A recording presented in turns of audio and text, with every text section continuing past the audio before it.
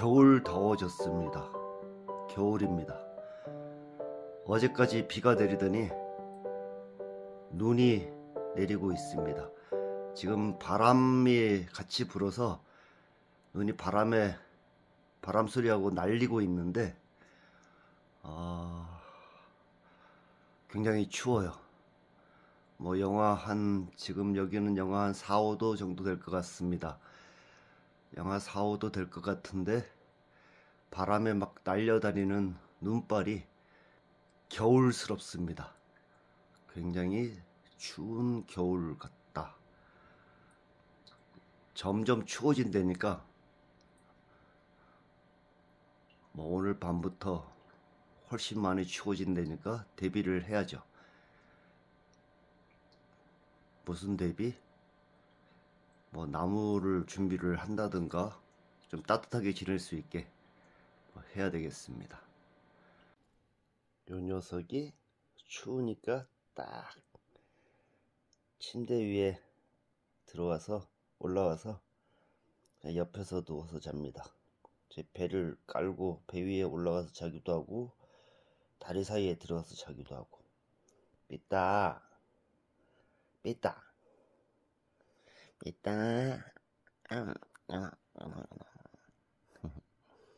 삐따 고양이입니다. 분장실에서 태어난 고양이라 우리 극단 고양이. 야옹 야옹야옹야옹 야옹야옹야옹.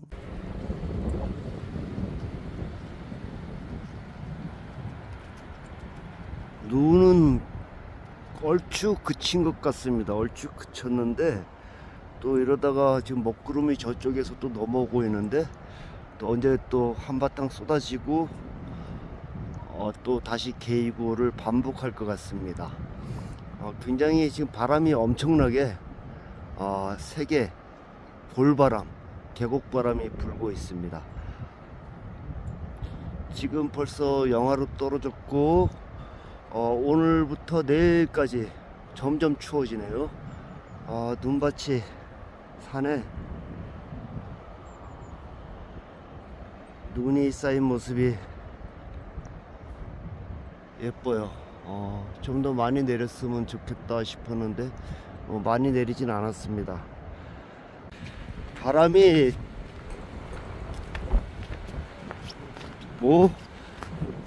돌풍처럼 갑자기 확 불고 그러네요. 상황을 보러 다시 오솔길로 한번 걸어가 보겠습니다. 잠시 녀석 추우니까 어디 갔는지 모르겠는데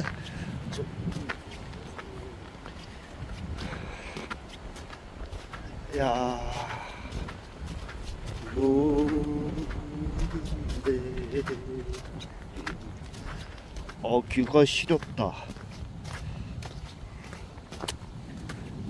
귀가 시려우면은 모자를 쓰면 되겠죠.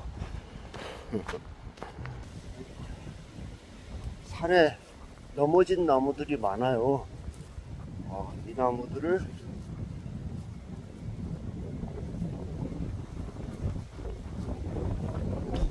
갖다가 잘라서 땔감으로 만들려면은 엔진톱을 얼른 톱날을 갈아야겠네요.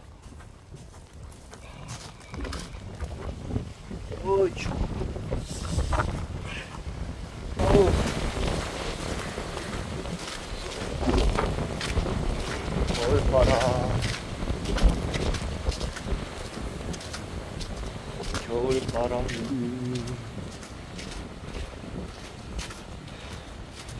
눈이 아까 한참 내릴 때 게으름을 피다가 계속 오겠지 했는데 그쳤습니다.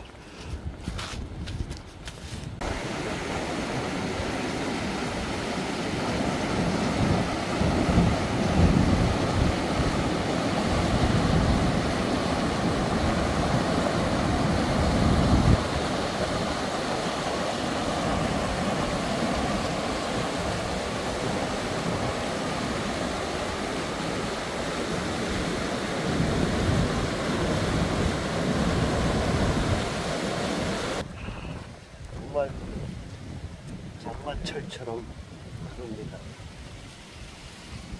12월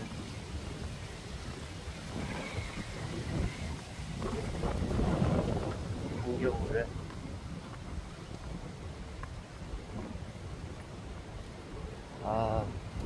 나무들 이쁘다.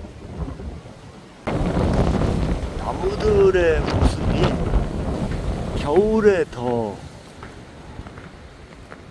예쁜 것도 같아요.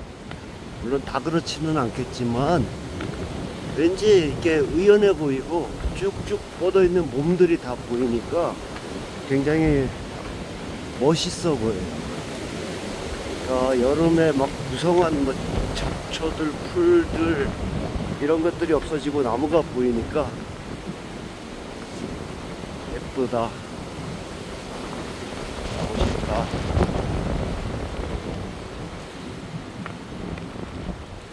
그런 생각을 했었어요. 제가 오래전에, 뭐 오래전도 아니지, 세계 일주를 할 때 가이아나 3국에서 막 어떤 무장 강도들 또 막 출몰하는 그런 데를 트럭 짐칸에 타고 가면서 밤에 정글을 빠져나가는데 나무 숲이 계속 보이죠. 달빛에 굉장히 어두운 달빛이었는데, 근데 나무들이 키가 비슷비슷한 나무들, 그 사이에 삐죽삐죽하게 솟아있는, 더 키가 더 크게 솟아있는 나무들이 보이더라고요. 그래서 그때 좀 그런 생각을 한 것 같아.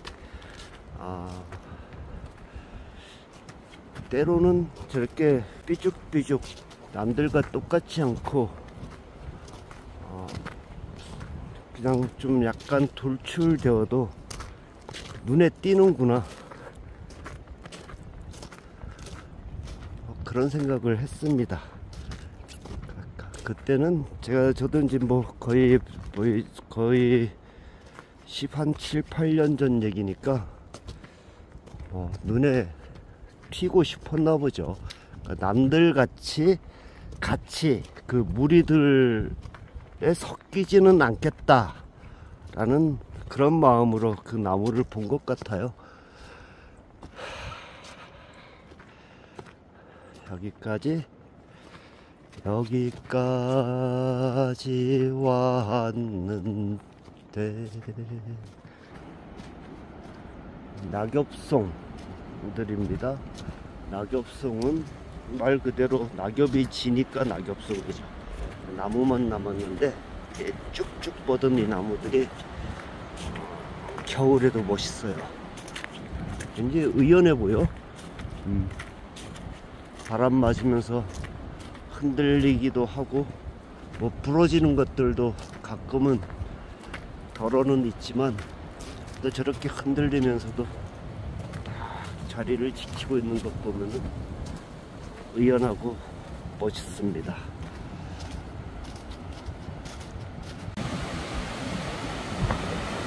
물이 아직까지 겁나게 내려갑니다. 겁난다.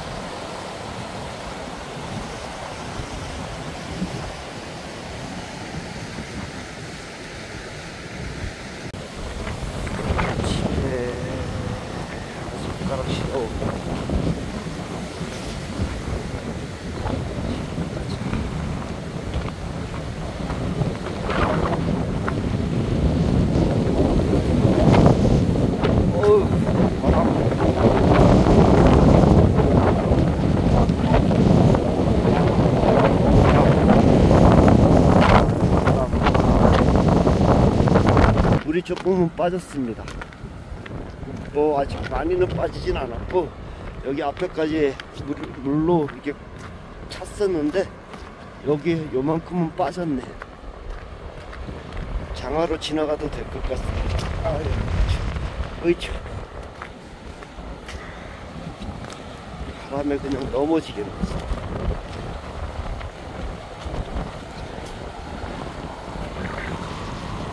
지금까지 제가 맞아본 바람 중에서 가장 센 바람, 물론 세계 여러 나라에서 정말 심한 바람들 많이 봤지만, 많이 겪어봤지만, 개인적으로 가장 좀 위험하다고 느꼈던 바람,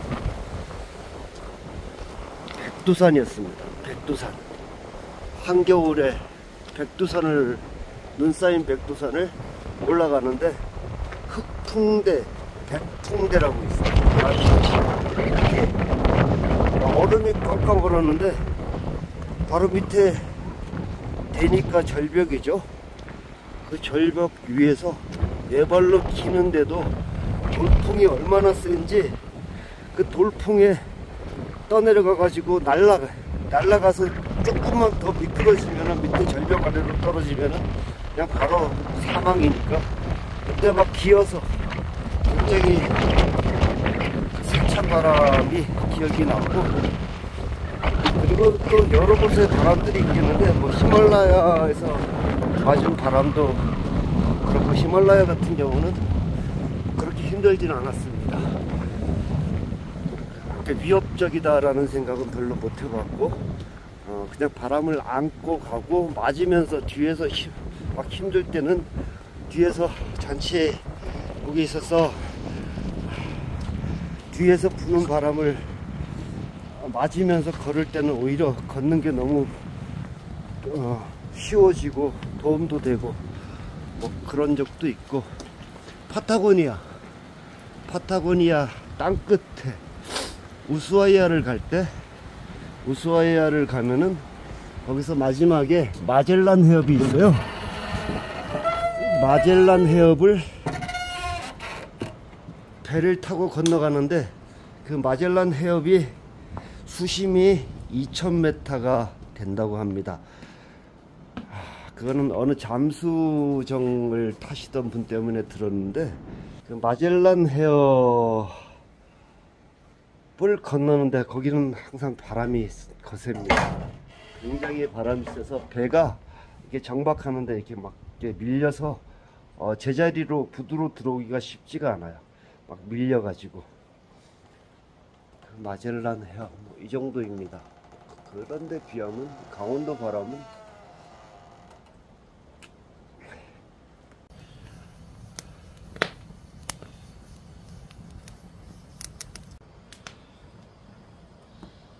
떡국을 해 먹으려고 했는데, 떡국에다가 새우 딤섬이 있었어요. 그 딤섬을 좀 넣고, 새우 만두죠, 그러니까 그걸 넣고 떡국을 해 먹을까 했는데, 어제 해둔 고등어 자반 조림하고 밥은 거의 먹었는데, 그걸 물을 붓고 한번 끓여뒀었는데 그 양이 많아요. 그래서 밥을 새로 하기는 좀 아니지 않나 싶어서 일단 끓여서 이걸 1차로 먹고, 이따가 저녁 때쯤 떡국을 끓여 먹어야 되지 않을까 라고 생각을 했습니다.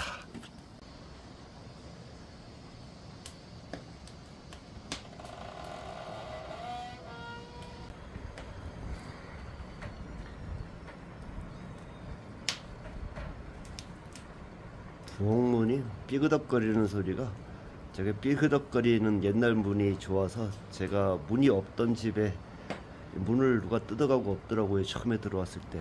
그래서 제가 그걸 만들었습니다. 물론 많이 보고 생각 많이 하고 만든 겁니다. 모르니까 봐야지 만들지.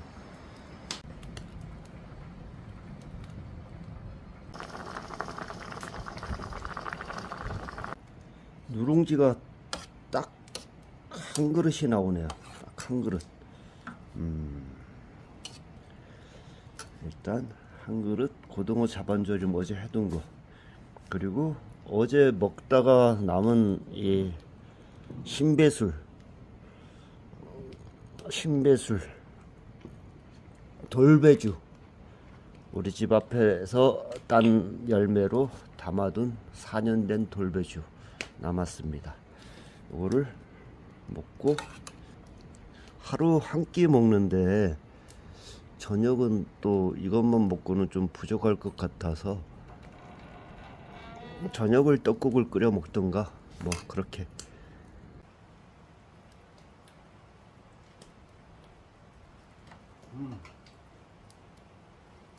구수하고 맛있다.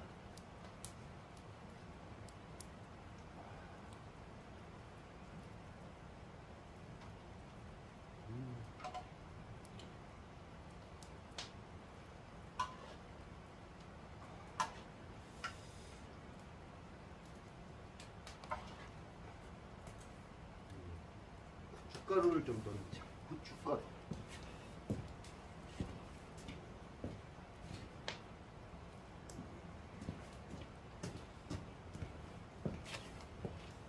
고춧가루를 좀 넣자. 후추.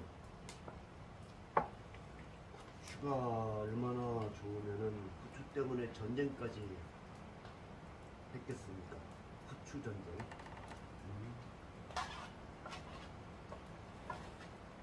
당시 유럽 사람들이 듣도 보도 못하던 굉장히 정말 귀한 향신료 재료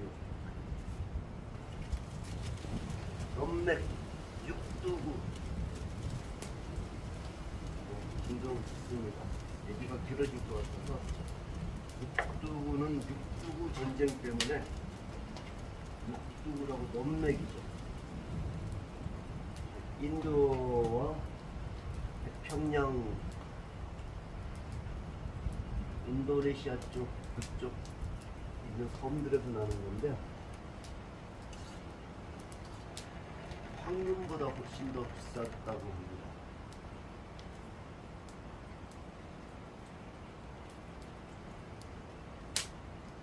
지금도 비싸더라고. 아 맛있다. 이제 제대로 맛있다.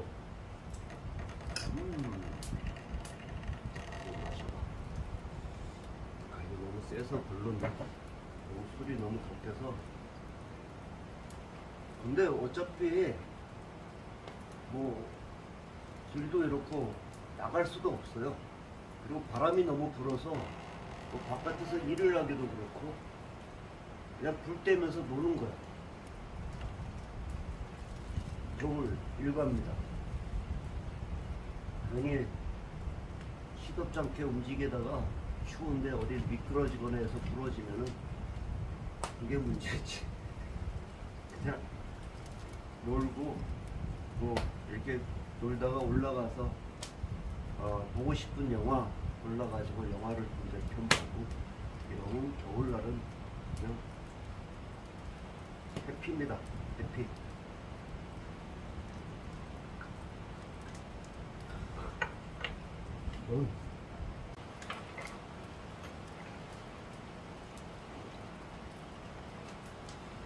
이 향신료 얘기가 나왔으니까 말인데 지금의 뉴욕이 미국 뉴욕이 원래는 처음에 네덜란드의 땅이었습니다. 네덜란드가 차지를 했던 뭐 신대륙이라고 하지만 신대륙은 아니죠. 사실은 원주민들이 있었으니까.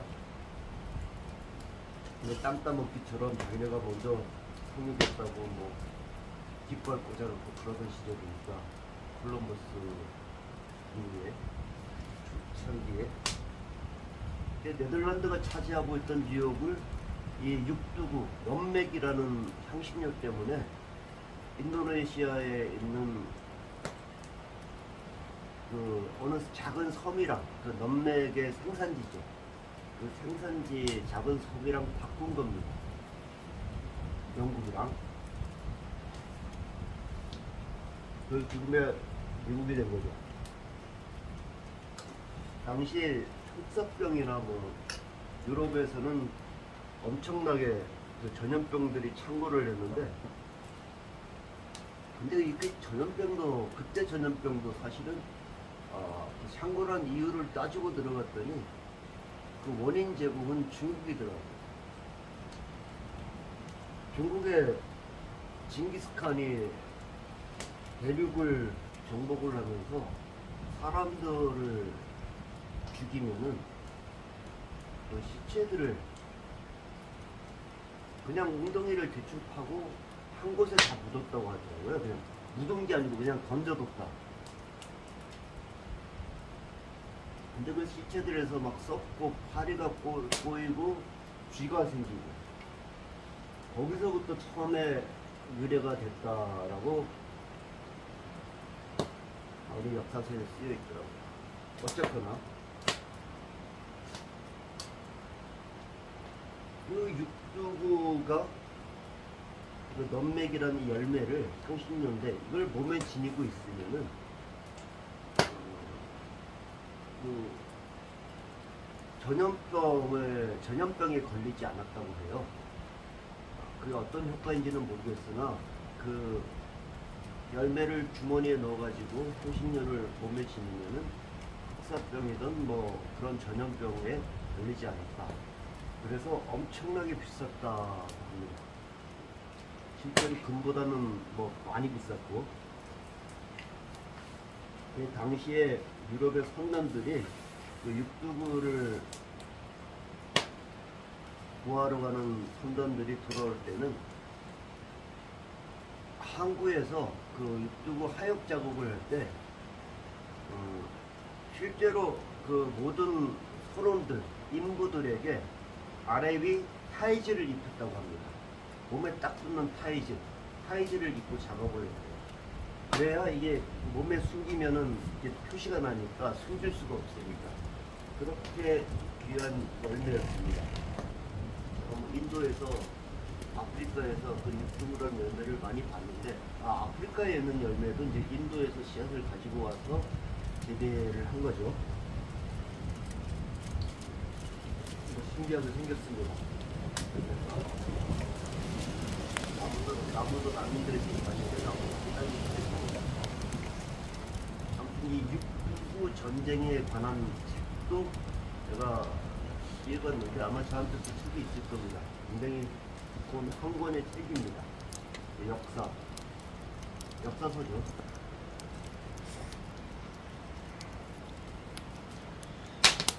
맛있다. 뜨거.